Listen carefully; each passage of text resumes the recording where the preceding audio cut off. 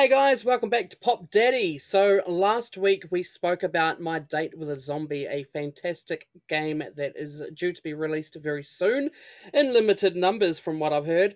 But this week we have an interview with the designer. Ladies and gentlemen, this is Alayn Clint.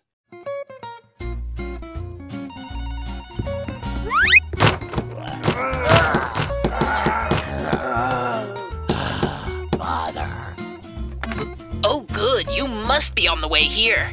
I am really looking forward to our date tonight. See you at 7:30. Oh no! How did it get so late? Hurry up, guys! Now, where did my other arm go? Well, thank you very much for coming to join us today. I really do appreciate it. Last week we spoke about your game that's due to be coming out, My Date with a Zombie, and I see that you're actually wearing the merchandise for it. Yeah, I thought I'd put on the t-shirt for it. Awesome. I am very excited for this one. I played it at WallyCon, and yeah, I fell in love with it instantly, so I had to back it. First and only game that I've backed on Kickstarter. Well, we feel really privileged for that. That's pretty awesome. Yeah. So yeah, I heard there's only going to be limited numbers though. Well, yeah, so we decided to do something a little different with this one, partly just to get it out quick. We made it a limited release so that we could actually use it to promote our larger games. So the only way to get it was to either back it originally or get it in future Kickstarters. So in future Kickstarters, you'll see it as an add-on, for example. We'll take it to trade shows and different things and give away free copies and use it for kind of promotional. In the future, we may do something with it, but for now, that's kind of its primary purpose, is really just kind of as a fun game that we can often give away and just spread the good word. We will talk a little bit more about My Date with a Zombie very soon. I always like to open up an interview with some nice basic questions so Sure. The viewers can get to know who Alayn Clint is as a person. So my first question is, what was your upbringing like? Where are you from? I am originally from the United States, currently living in New Zealand. Not a very exciting background, I don't think. Just grew up in the Midwest and just was kind of a nerd from the very beginning. I've been in IT for most of my life, over 30 years. I decided a couple years ago that I don't think I want to do IT after 50. And so that's kind of what brought us into board gaming. Been a gamer all my life. And it just had lots and lots of ideas that I've never acted on. And so we're seeing if we can't bring some of those to life. So what made you, take the jump from the United States of America to the land of the long white cloud? Yeah, it was kind of, I guess you could call it a life reset. I've been self-employed for about 15 years, never made any money at it. Most of the time was working, 70, 80 hours a week and not making any money, so it was just, obviously it wasn't good for our family. It wasn't good for me. It wasn't good for, any of the, activities that I wanted to get done. And so we, decided to do something radically different and just kind of press the reset button. Kind of brought us to New Zealand, and we've really enjoyed it since we've been here. We've been here for about 12 years now. Oh, wow. So, yeah, pretty much New Zealand's home then. Yeah, it has been for a long time. A lot of our family's still in the States. Yeah.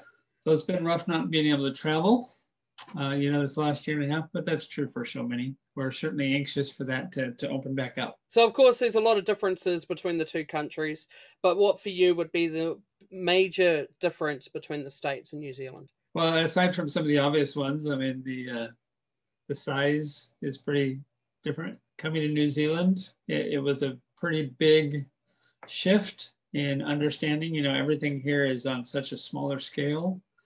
And yet somehow they do an amazing job at keeping the whole country, in pretty good running condition, despite having a significantly smaller group of people and quite a large land area to deal with. In the United States, everything is 50 times bigger, literally.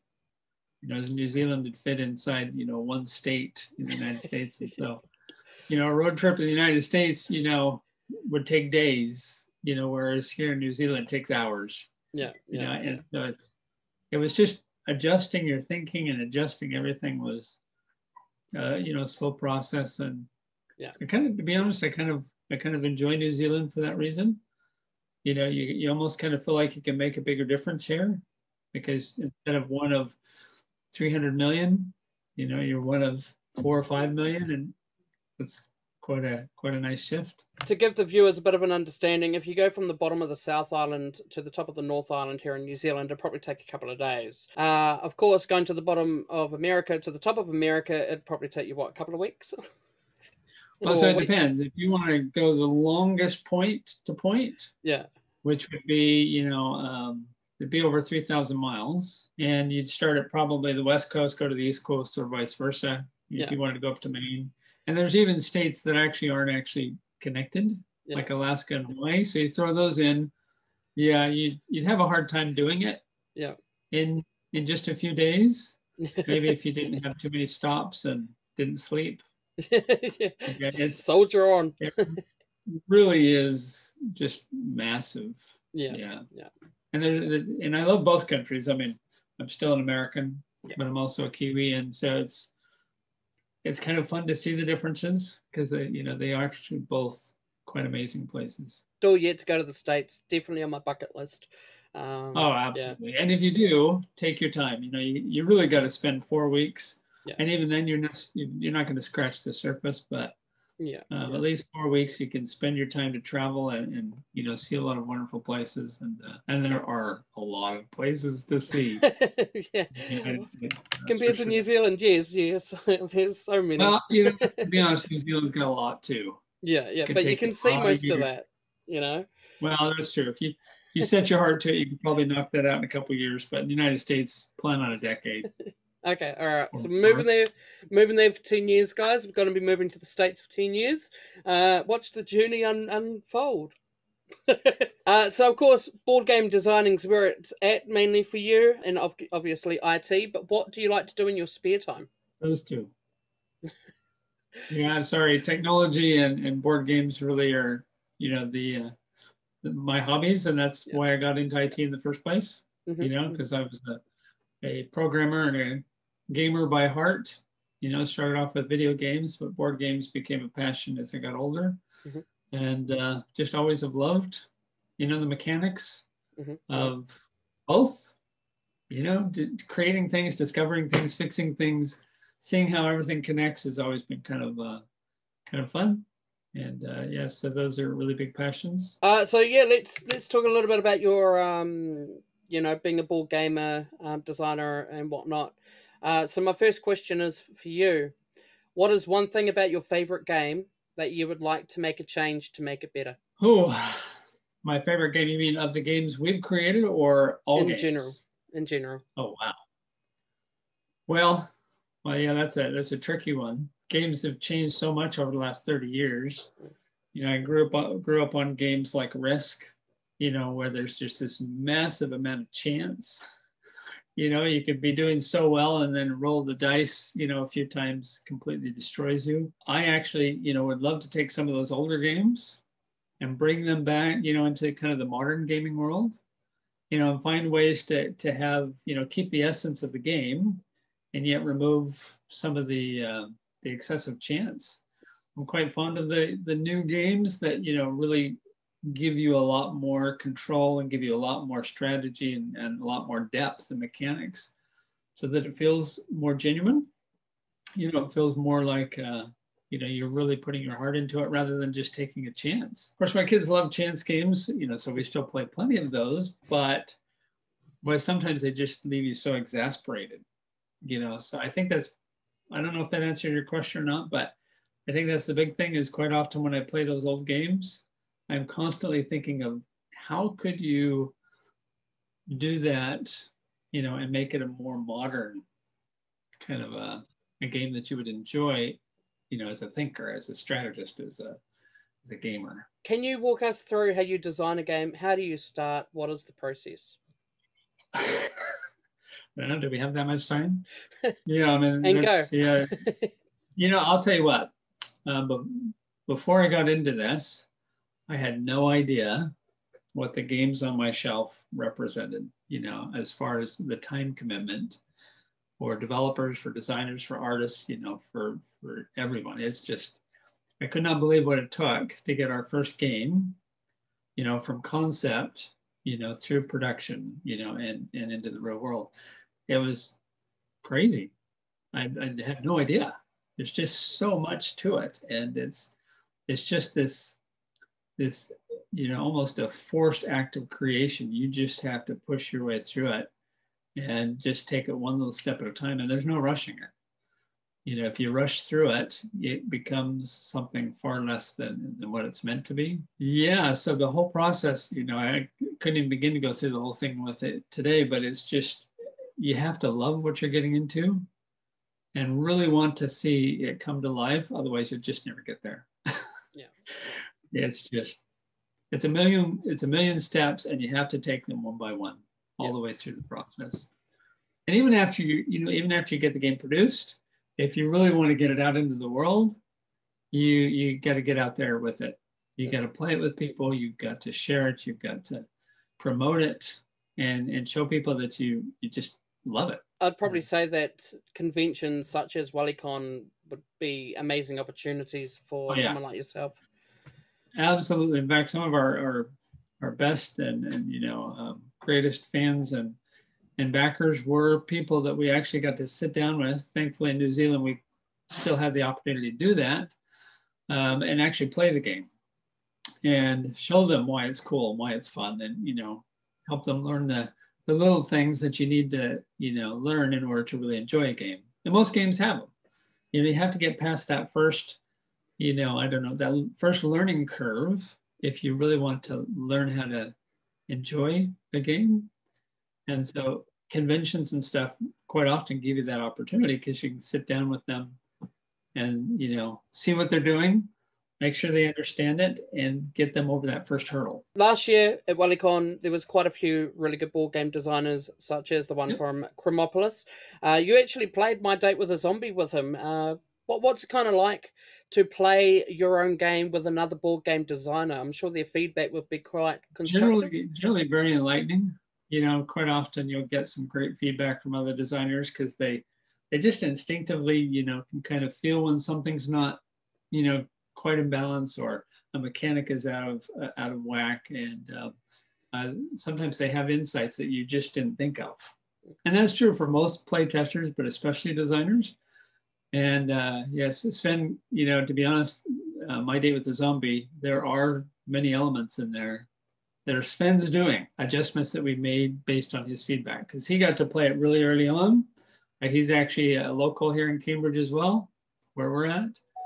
And so, yeah, we connect up quite often. And yeah, so it really is invaluable. I love playing with designers, even though sometimes it's quite brutal.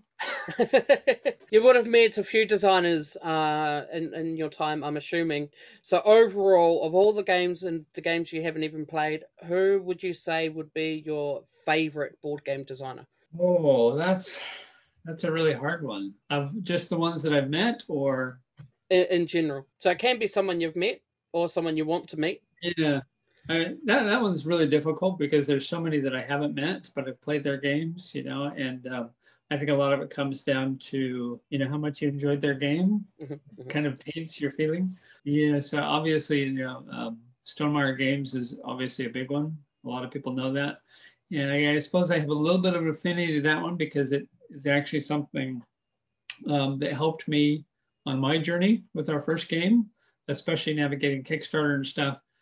He does an amazing blog, of, how do you survive this process? And, just about every topic you can think of, you'll find in one of his blog posts.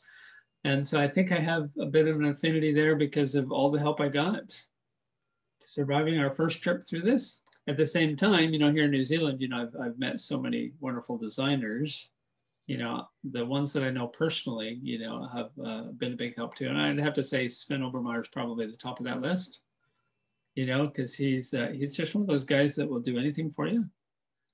And especially when it comes to board games, he's happy to jump in, and, he's cut me prototypes before with his laser cutter, and he gives me great feedback, and he'll play the games, and he's amazing. And I can't wait till he gets his next game out the door, because You'll be on It'd there. be good. Yeah. Add it to your collection. But yeah, I do especially like the local developers because it's I know there's just something about, actually meeting and connecting with people.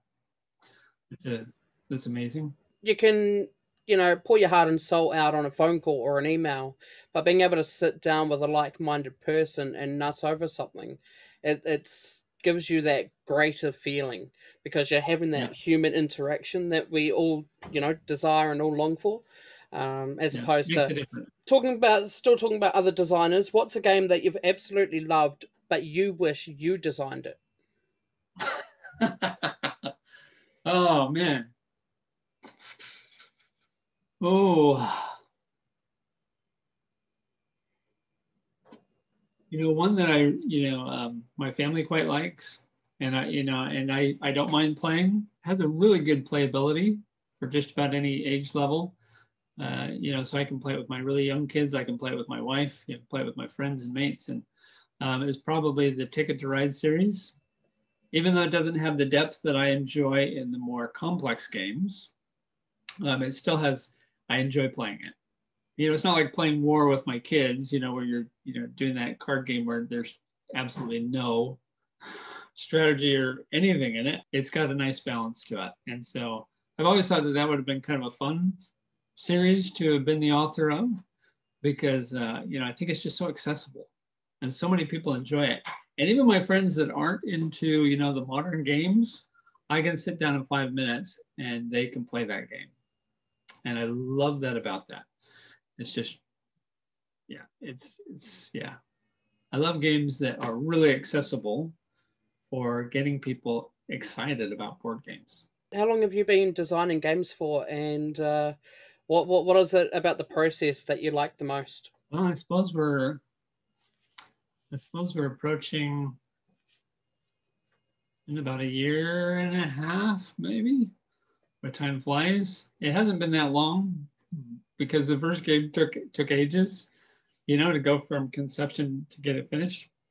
We're currently working on a number of other games, but yeah, we're still relatively new, still learning stuff every day and trying to figure out, how the best way to do certain things is, and my current game, I've been trying to make prototypes for weeks, cutting perfect circles. And it's amazing how hard it is to cut a perfect circle. So there's just all these things that we're learning every day that, it's going to take me decades probably, but we're getting there little by little. So we're still relatively new in this game. Yeah. I was going to say, no one's ever a pro or perfect. Like, you might be the greatest photographer out there, fantastic, everybody loves your work, but there'll always be room for improvement. How many games do you own and how many haven't you played? Oh, haven't played, none that I know of. How many do I own? It's over 100. I don't know the exact number because it changes all the time. And, we add, especially since when I'm looking for inspiration, and trying to think of, I know something's missing in a game, I'll start, buying additional games that are in that kind of mechanical space and just start playing through them and looking for ideas and inspiration. And so that's actually grown my collection a lot over the last year and a half, mostly Kickstarters. We enjoy jumping on and supporting Kickstarter creators as much as we can. And designers, I got to be honest, I even go down to the local game store quite often and look for inspiration and buy a game. Yeah, it drives my family crazy because there's just so many games that, except for, a handful, we don't play a lot of them multiple times, even if I really enjoy them, because it's just don't have a lot of time.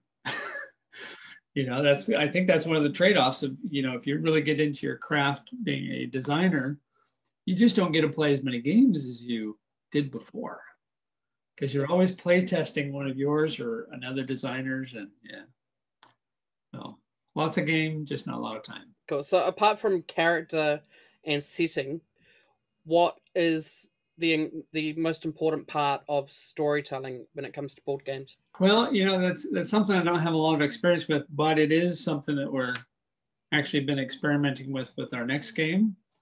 I've been spending a lot more time trying to create a backstory because I actually want a series of games to come out of this, because I had an idea and it just kind of blossomed. And so we actually did begin by kind of creating a backstory, creating a universe that kind of surrounds this board game. So I'll let you know when that comes out if that did any good. But that's been our kind of our experiment. To be honest, the games before that, it was, I'd have to say the artwork was kind of our backstory and was the essence of the games. The artwork is what really made them come alive. Both our first one called Upkeep and My Date with a Zombie, it was all about the artwork. The artwork kind of draws you in and is fun and makes it enjoyable. And we didn't have to do a whole lot of storytelling with those because the artwork kind of told the story. Is there a certain board game theme or mechanic that you feel has been overdone and really needs to go on a hiatus? Yeah, I mean, aside from dice? Yeah. I know there are a place for dice, but, dice, I played Risk with my kids, a few days ago. And boy, it just exasperated all of us.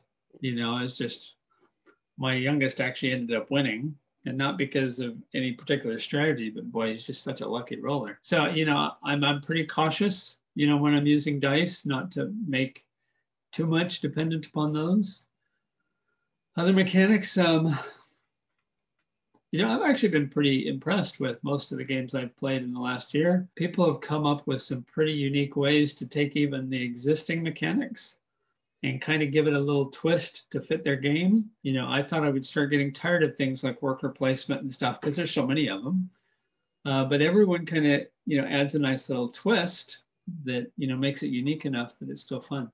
So I can't think of any immediately offhand. I know we play Dominion, occasionally too. And I was surprised that there were that many expansions, based on one core mechanic.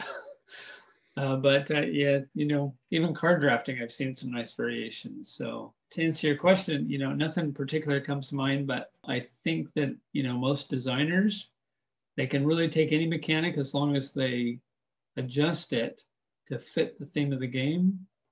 I think they'll be fine. I don't think you'd really ever get tired of them because the game is the essence of what you're actually interested in anyway. The mechanic is just the vehicle that kind of takes you through the journey. So when it comes to board game mechanics, my favorite style is deck builders. So Legendary, Okay. Dominion, Yep. that kind of stuff. What's your favorite mechanic? It'd probably be a cross between worker placement and engine building. I did like how Seven Wonders does their card drafting. There is some benefit in that. And I think, you take those core mechanics, and deck building's a good one too. Resource management, man, boy, how would you pick a favorite? This, because, each of those kind of has a strength in the, type of game that you want to create and the universe you want to create. So Dominion is such a great example, isn't it? It is built upon one core mechanic, really. But they did such a good job at creating variation in that mechanic that it doesn't feel like it's the only mechanic. You do feel like there's greater depth in the game because of how they've just built around it and done such a great job. And I think that's true of most mechanics, just building around it, so I don't know that I could pick a favorite. If I had to pick one, it would probably be, I don't know, maybe engine building. It'd be really close between engine building, worker placement, and resource collection management kind of. I don't know, it's hard for me to separate those three. In fact, our next game uses those three, in a variety of ways. So, and they come together really well. They really do kind of work in tandem. So if you were to meet someone who's, wanting to break out into the board game designing industry, and I know you're somewhat starting out or, still got a lot to learn, what would be your advice to them? Oh, stick with it. You just be ready for the long, long journey to get your game from concept to reality. It is not for the timid of heart. You really have to believe in your game. The other thing that I'd probably say to most, and we come across this all the time in online forums and stuff, is that some people get really discouraged when they get a bad review or somebody doesn't like their game, a play test goes bad. and they start to doubt their game. And what I've learned is probably the biggest lesson that I've taken away over the last year and a half is that no matter what your game is like and how unique or weird or different or ridiculous or whatever, adjective you want to pick, there are probably tens of thousands, if not hundreds of thousands of people that would love to play your game. And it's not about the people that don't like your game. It's about finding the people that do. I mean, we've got such a massive audience in the world now, and people are getting into gaming every day, that there are people that will want to play your game. You just have to have faith in it and find ways to track down those people and connect with those people. And no matter what your game is, there will be people that enjoy it. And so stick with it. Because I suppose board gaming designing would be the same as maybe filmmaking, acting, that kind of thing, where every game you have has its own niche. Yeah. So Joe Blogs may not like it, but Blogs Joe may like it, because he's the 18 to 35, he's this and that and the other, and he fits that style for that. Whereas this one here, yeah, absolutely. So it's all about finding that niche. Yeah, and absolutely. And there's always going to be people that love your game, and there's always going to be people that don't, and you just can't spend the time on those that don't, because that's not your target audience, is it? You're wanting to find the people that love it. And so just go with it. And, but, at the same time, make sure that you do your homework, because if you don't put your heart and soul into your game, it's going to show in the end product. And the last thing you want to do is actually create a game that people generally do hate because it just didn't have the preparation and the energy that needed to make it, a good game. So you do have to be careful. I should correct myself. Yes, there are bad games. There are some games that nobody would want to play, but that's not because the creator didn't have a good idea. It was because they didn't put the right energy and effort and, power into it that it was needed to make it what it was meant to be. I can't imagine anybody not liking My Date with a Zombie. Well, zombies aren't for everybody. Even friendly, happy zombies. which goes into the questions based on My Date with a Zombie. So, what inspired you to make this date zombie kind of game?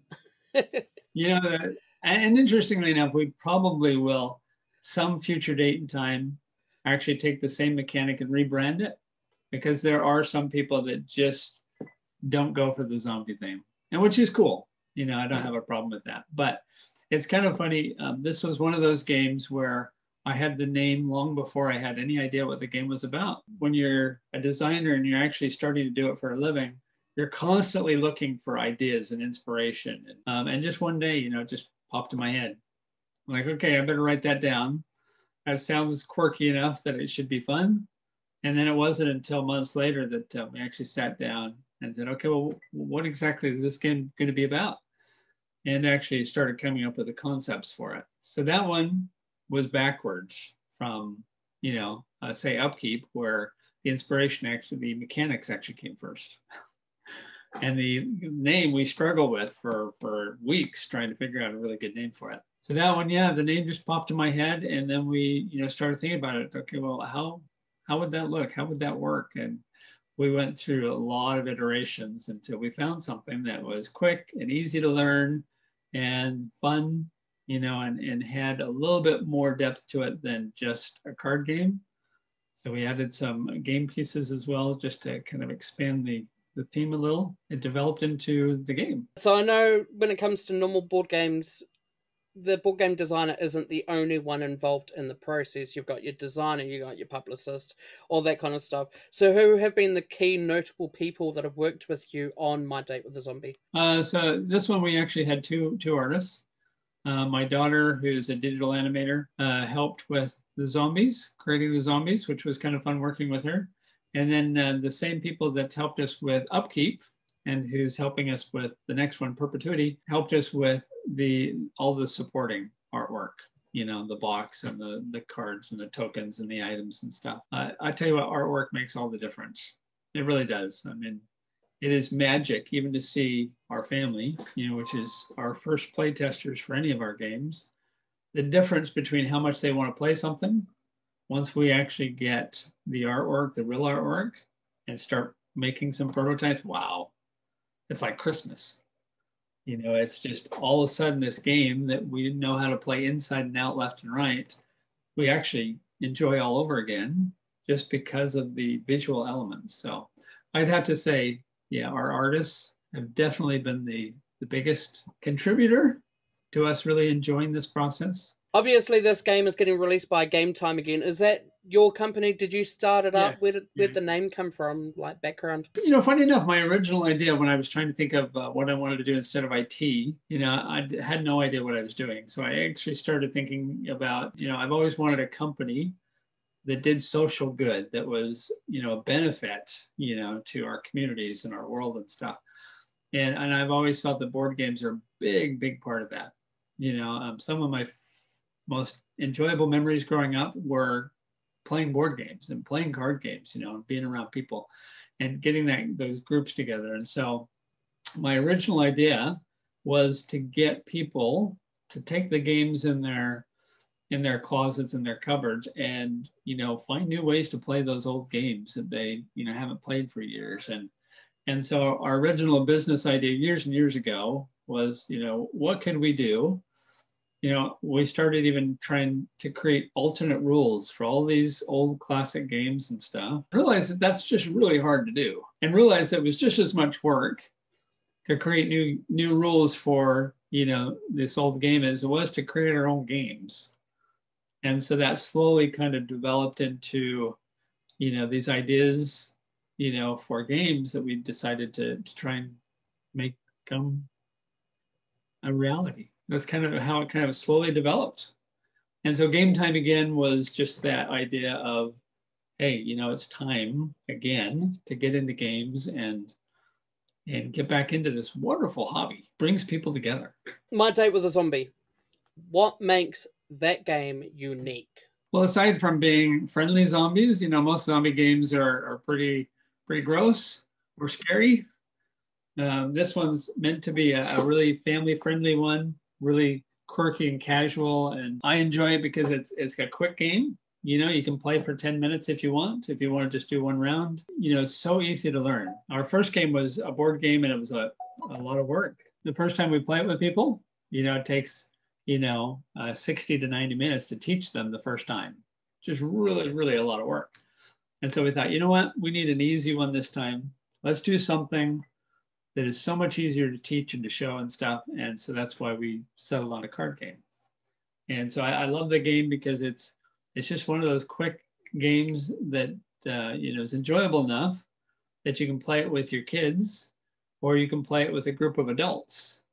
And the dynamic is different, but the game works in both cases. So I really like that, again, that availability across different age groups. What is one thing you'd want the world to know about My Date with a Zombie? These are not your typical zombies. They're actually nice zombies, and they need your help. One of those games I think people are quite surprised when they play it, that they enjoy it, because the theme throws a lot of people off. That's why we may actually rebrand it later and turn them into robots, but I think that's a little bit less intimidating for some people. But the truth is that most people that have played it, that I've played with personally, actually ended up really enjoying it. And so I think it's one of those hidden treasures that you just have to give a chance. And they're like, hey, yeah, that's not too bad.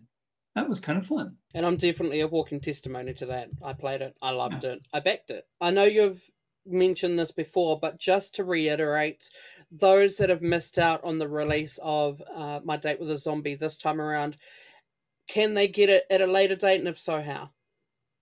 Yeah, so the primary way that it's going to show up is in our Kickstarter campaigns that are coming.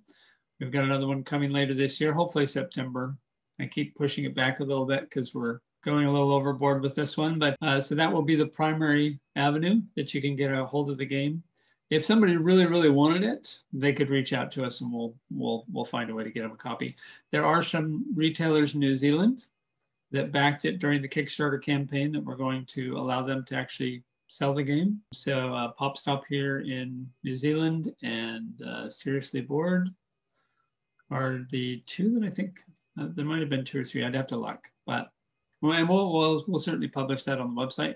So there will be ways to get it, just won't be quite as accessible as some of our other games. And that may change in the future, you know, if we, especially once we rebrand it and maybe get a little bit more wider audience acceptance, then that will become more easily available in whatever flavor you want, whether you like zombies or robots, you know. You can pick your flavor. I think a lot of people are going to be, you know, you've got your people that are like zombies. No, I don't want anything to do with that. You've got people that are like, oh, soon the world's going to be taken over by robots. So they're not going to want the robot version either. So that could be true. You know? I think the robots are a little bit, you know, perceptively a little bit more friendly for kids. Just putting a seed into your head, you could have something like My Date with Cthulhu. That would be pretty cool. Oh, goodness. We've spoken a little bit about Kickstarter, and I just want to sort of reach out to a designer and sort of ask a couple of questions about Kickstarter. So how has the crowdfunder platform changed your process and whatnot when it comes to board games? Well, so as a business, we decided to try Kickstarter for a number of reasons. One, we were happy to put in investment. In fact, you know, our first game, we put in a lot of money in our first game to bring it to life. But having that kind of a community, we wanted to build a community, and Kickstarter is a great way to do that. A lot of the people that supported My Date with the Zombie had actually supported it, you know, our first game. And I imagine our next game, there'll be a lot of carryover as well. We wanted to do our first however many number of games on Kickstarter to help us build up a good community of people that like our games. The other reason that we did it was it just, you know, it helps kind of give you kind of an insert of funds to help, particularly with manufacturing. So, you know, we spend a lot of money on artwork and preparation and marketing and advertising. And by the time you get to manufacturing, there's just this massive one-off cost that really is kind of quite a hurdle to get over.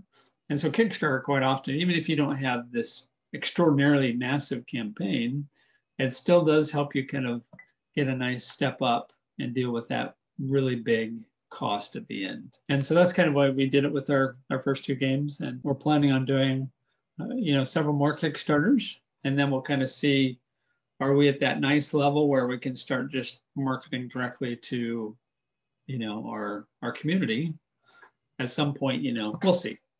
It's hard to know, you know, when that'll happen and what level we'll get to, but that's the plan. We've got 4 or 5 games in various stages of development already.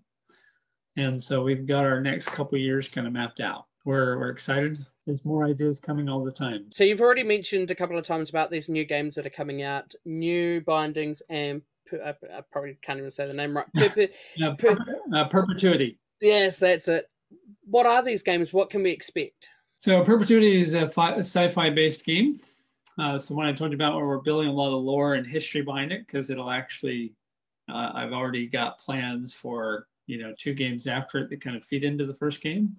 We're really kind of stretching ourselves on this one. It's got a very unique board design. The center is actually a small solar system that actually, you know, you can rotate and it orbits. We're pretty excited about that one. It's a worker placement and a engine builder and kind of a resource managing game that kind of has its own flavor because the rules are constantly changing throughout the game. And New Bindings is going to be kind of a, I don't know whether you want to call it a dungeon builder or a city builder, where it actually, you know, the game unfolds as you play the game. And those are both, yeah, we're getting really excited about both of them. Perpetuity as well, which will be the first one to come out, is also going to have 2 versions. We've got the classic one that's just a standard board game with all the normal elements, and then a digital hybrid version, which will actually replace the center board, and your mobile device will be on the center board and rotate and allow you to scan the solar system and interact with that part of the game. So most of the worker placement will be outside of that sphere, and then in the center will be your mobile device with essentially a companion app that will expand the game quite a bit. So we're pretty excited about that one. When are you sort of hoping to release the Kickstarter so then people can Going back at? Yeah, so the perpetuity, we've got our landing page up. We're trying to build our following now. So you just go to our, GameTimeAgain.com and you'll see a link to that. That we're hoping will launch on Kickstarter in September. It used to be much earlier in the year, but then when I had the idea and the vision for the companion application, I had to add a little bit more time because that turned out to be quite a process. But new bindings will probably follow. I'm hoping before the holidays, but it may actually bleed into the next year, but just because perpetuity is turning out to take a lot of time.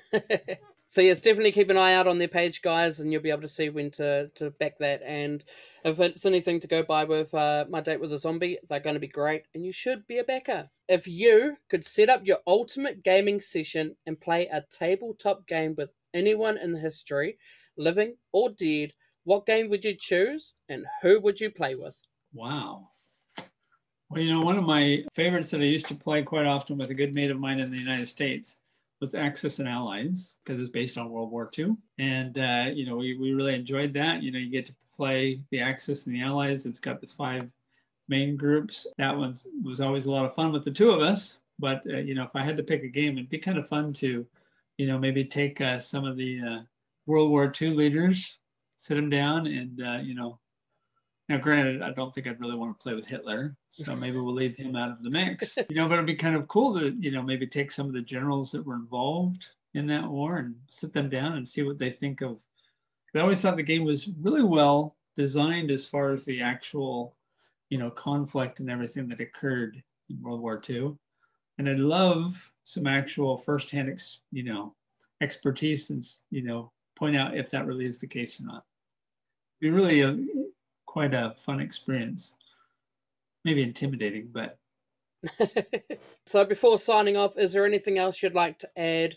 Of course, you got your website. Is there any other social media that people can check you out on? Yeah, you can find us on everything. We've got the Facebook, the Twitter, the Instagram, and of course a website. And we do have a landing page up for our next game, which shouldn't be too hard to find. And so, yeah, you can follow us on any of those, and we try and keep momentum on all those so that you can kind of keep track of what's going on. Boom, just like that. Now time for my personal question. When can I get one of those t-shirts? Well, I could have another batch made. These ones are actually wearing out. I got these made so that I could go to the different gaming clubs and gaming groups in WellyCon, and I'm afraid I've worn most of these out pretty well. But I will get another batch ordered, and then I'll include an extra one for you. How's that? You're a legend. All right, so that's been Alayn, guys. If you want to meet him, definitely come down to WellyCon this year. I'll put the information in the description below. Yeah, such a wonderful gentleman to speak to. And if you haven't seen My Date with a Zombie or any of his other games, definitely go and check out his socials and his website. Get ready to back his games on Kickstarter. And apart from that, I've been Pop Daddy. If you like it, subscribe it. I'll see you guys on the next video. Thanks, Axel. Have a great one.